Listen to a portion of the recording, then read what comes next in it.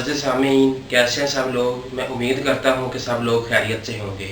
मेरा नाम है ज़ुहैब शाकर और आप देख रहे हैं ज़ुहैब टीच। और आज का हमारा टॉपिक है कि हम किस सोलर प्लेट को किस तरह से मेज़र कर सकते हैं कि अगर हमने हमारे घर पर 4 पंखे हैं या 2 पंखे हैं तो हम किस तरह से सोलर प्लेट्स को मेज़र कर सकते हैं कि 2 पंखों के लिए हम कितनी सोलर प्लेट्स लगाएंगे या 4 पंखे हैं तो हम कितने लगाएंगे। तो मैं आज आपको बताऊंगा कि आप किस तरह से ये अंदाज़ा लगा सकते हैं कि आपको कितनी सोलर प्लेट्स और कितने वाट का कंट्रोलर और साथ में कितनी एम्पेयर की बैटरी इस्तेमाल करनी पड़ेगी। तो चले अब हम चलते हैं एक डायग्राम की तरफ और एक पेपर की तरफ, जिसके ऊपर मैं आप लोगों को सब कुछ बताऊंगा और करके दिखाऊंगा। तो जी दोस्तों, अब मैं आपको ये बताऊंगा कि आप लोगों ने किस तरह से मेजर करना है कि आप कितनी सोलर प्लेट्स लगा सकते हैं। यानी कि अगर आपके घर पर अगर नॉर्मल यानी कि भी 2 पंखे हैं तो आप उसके लिए कितनी सोलर प्लेट्स लगा सकते हैं। तो यानी कि भाई आप कितनी सोलर प्लेट लगाएंगे तो आपका जौन सा करंट है वो पूरा हो जाएगा, यानी कि भाई आपका लोड चल सकेगा इजीली। तो इसके लिए मैं आपको कर सकते हैं कुछ फार्मूले बताऊंगा आप लोगों को, उससे आप आसानी से इसको मेजर कर सकेंगे। तो दोस्तों आज मैं आपको ये बताऊंगा कि आपके घर पर अगर सिंपली 2 फैंस है तो 2 फैंस और 2 लाइट्स और एक ट्यूब लाइट और एलईडी वगैरह या कंप्यूटर वगैरह डालकर तो आपका टोटल जौन सा लोड बनेगा वो 300 बनेगा। तो अभी हम ये बना लेते हैं कि 300 वाट का लोड हमारा कैसे बनेगा। तो उसके लिए मैं आपको यहाँ पर दिखाता हूँ कि आपने ये किस तरह से बनाना है। हमारा आज का लोड है 300 वाट का।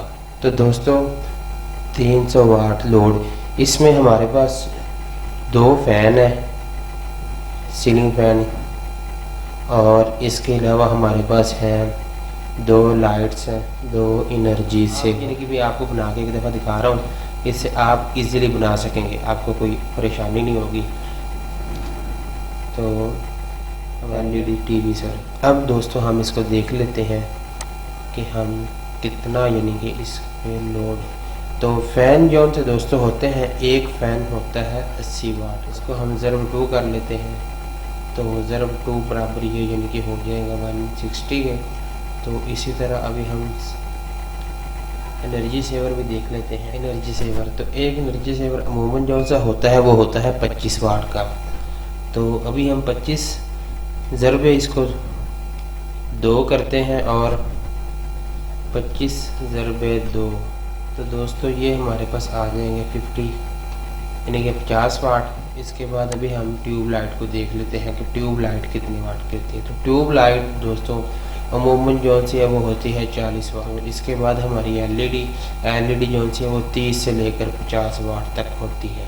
तो दोस्तों इसको अगर हम टोटल करते हैं, ये टोटल हमारा कितना लोड बनेगा, तो ये टोटल बनेगा। तो दोस्तों इसके अंदर ये जौन सा हमने 300 वाट लोड बनाया है, इसके अंदर आप और कुछ भी यानी कि चला सकते हैं। यानी कि अगर फ़र्ज़ करें कि आप एक फ़ैन बंद करते हैं तो उसकी जगह पर आप कोई और चीज़ चला सकते हैं। सुबह के वक्त आपका एक फ़ैन बंद है और साथ में एक ट्यूबलाइट भी अगर बंद है या लाइटें बंद हैं, तो आपके पास ये 50 और 80 ये जो सा आपके पास लोड है ये फ्री है, तो आप इसको किसी और जगह पर इस्तेमाल कर सकते हैं। यानी कि भी अगर आपने ये फ़ैन नहीं चलाना तो आप इसको कहीं और पर इस्तेमाल कर सकते हैं। तो दोस्तों इसके बाद अब हम बात करेंगे कि हम लोगों ने इसके लिए यूपीएस कितने वाट का या इन्वर्टर कितने वाट का इस्तेमाल करना है, यूपीएस या इन्वर्टर कितने वाट का यूज़ करना है, और हमको बैटरी कितने एम्पेयर आवर की चाहिए। इसके अलावा अभी हमने ये देखना है कि सोलर प्लेट्स भी इसके लिए कितनी हमको लगानी पड़ेंगी जिससे हमारा ये लोड आसानी से चल सके। तो दोस्तों सबसे पहले हम ये देख लेते हैं कि हमको यूपीएस कितने वाट का लगाना पड़ेगा।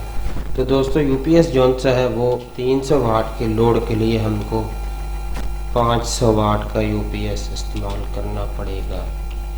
यानी कि भी अगर हम 300 वाट का लोड चलाना चाहते हैं तो इसके लिए हमें 500 वाट के यूपीएस या इन्वर्टर की ज़रूरत पड़ेगी। दोस्तों मैं आपसे यही कहूँगा कि अगर आप लोगों ने यहाँ से देसी यूपीएस बनवाना है तो उससे बेहतर है आप किसी कंपनी होमेज वगैरह का यूपीएस परचेज़ करें। और दूसरी बात मैं आपसे यही कहूँगा कि अगर आप हो सके तो 1000 वाट का यूपीएस ही ले लें, क्योंकि बाद में जब हमने लोड अप करना है तो उस वक्त हमें कोई दिक्कत नहीं होगी। यानी कि भी अगर फ़र्ज़ करें कि भी हमने 1000 वाट 2 पंखे लगाए हैं और 4 दिन गुजरने के बाद जब हम इस लोड को चेंज करेंगे यानी कि भी बढ़ाना जाएगा तो फिर हमारा ये यूपीएस ज़ाया हो जाएगा। अगर पहले ही 1000 वाट का लगा हुआ तो फिर हमें ये परेशानी नहीं होगी। इन्वर्टर यानी कि हमारा ज़ाया नहीं होगा, वही हमारा काम करेगा।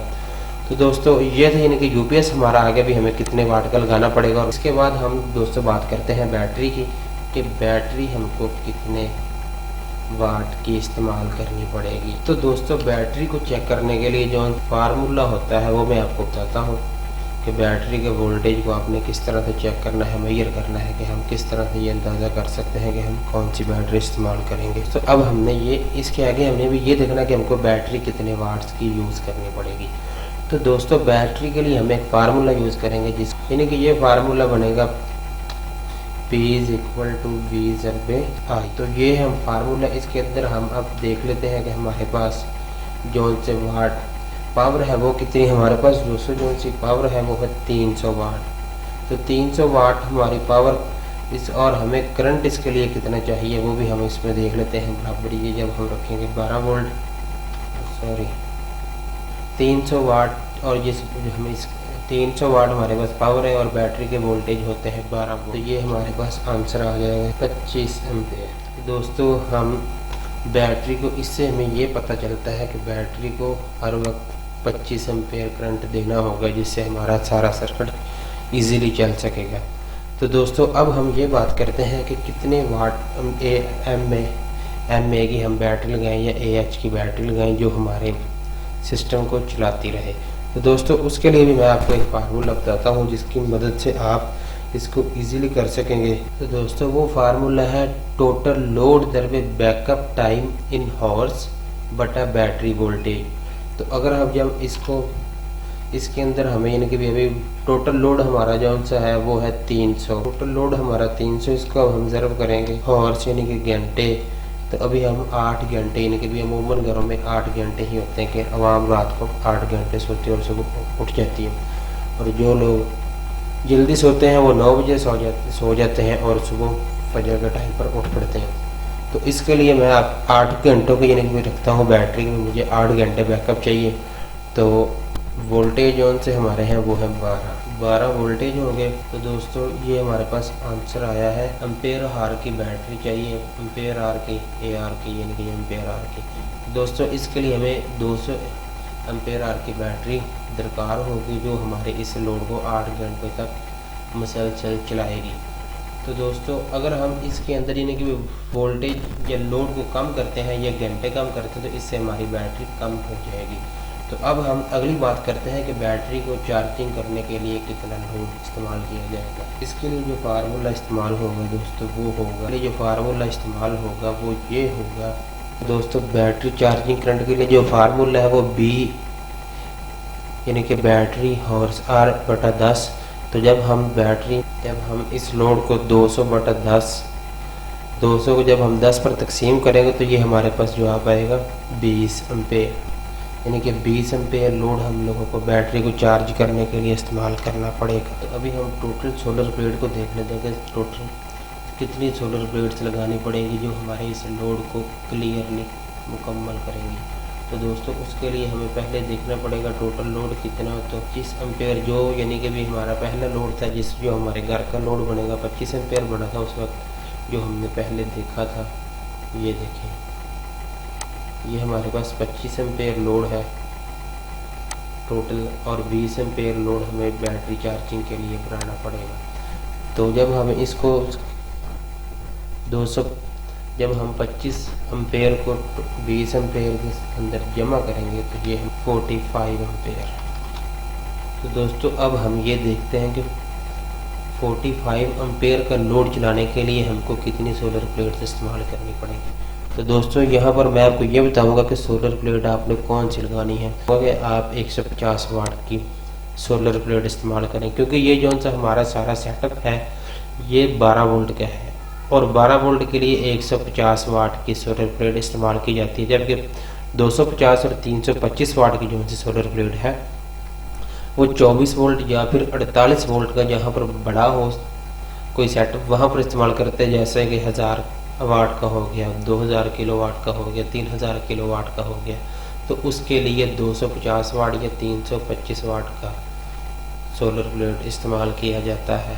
तो अभी हमारा जो उनसे लोड है वो सारा 12 वोल्ट है, तो इसके लिए हमको 150 वाट की सोलर प्लेट इस्तेमाल करनी पड़ेगी। तो अब हम ये देखते हैं कि सोलर प्लेट कितनी सोलर प्लेट लगेगी और हमारा ये सारा सेटअप चलेगा। और दोस्तों इसका भी फार्मूला वही यूज़ होगा जो पहले हमने यूज़ किया था, तकरीबन 20-21 के करीब होते हैं। और जब ये कंट्रोलर के साथ या इन्वर्टर के साथ कनेक्ट हो जाती है तो उसके बाद इसके वोल्टेज वो नहीं रह जाते बल्कि कम हो जाते हैं। उन्होंने सोलर प्लेट के वोल्टेज हाई ज़्यादा इसलिए रखे होते हैं क्योंकि सोलर प्लेट अमूमन दूसरे फ्लोर पर या पहले फ्लोर पर लगती है और जब वायर नीचे इतनी लंबी आती है तो उसकी वजह से जो उनसे करंट रिड्यूस होना है वो यही हो, ताकि नीचे आकर वोल्टेज कम ना हो। इसलिए उन्होंने इसके वोल्टेज 20 या 21 वोल्ट रखे होते हैं। तो अभी इसके लिए भी हम फार्मूला वही यूज़ करेंगे। यहाँ पर अभी हम इनके वोल्टेज होंगे 14 और हमारा जो उनसे करंट होगा वो होगा 45 एम्पेयर। तो दोस्तों ये जो सा हमारे पास टोटल बना है वो बन जाएगा 630 वाट। इसके लिए हमारे पास 630 वाट के सोलर प्लेट इस्तेमाल करना पड़ेगा। तो 630 को अभी हम तकसीम कर लेते हैं 150 के ऊपर, वो है 4.2। तो 4.2 यानी कि हमें कम से कम 4 सोलर प्लेट्स लगानी पड़ेंगी इस सारे सेटअप को चलाने के लिए। तो इसको चलाने के लिए हमारे पास दोस्तों 4 हमारी सोलर प्लेट्स लगेंगी। और सोलर प्लेट कौन सी अच्छी रहेगी वो मैं आपको नेक्स्ट वीडियो के अंदर बताऊंगा, और ये भी बताऊंगा कि असली और नकली सोलर प्लेट के अंदर पहचान क्या होती है। और मैं आपसे गुजारिश करूँगा अगर आपको हमारा चैनल, हमारी वीडियो अच्छी लगी इसे लाइक और शेयर ज़रूर कीजिएगा। तो किसी को दोस्तों अगर समझ ना आई हो तो वो नीचे कमेंट्स में मैसेज करके मुझसे पूछ सकता है। तो अब हम मिलेंगे किसी नेक्स्ट वीडियो के अंदर। तो आज मैं आपसे इजाज़त चाहता हूँ। अल्लाह हाफिज़। अस्सलाम वालेकुम।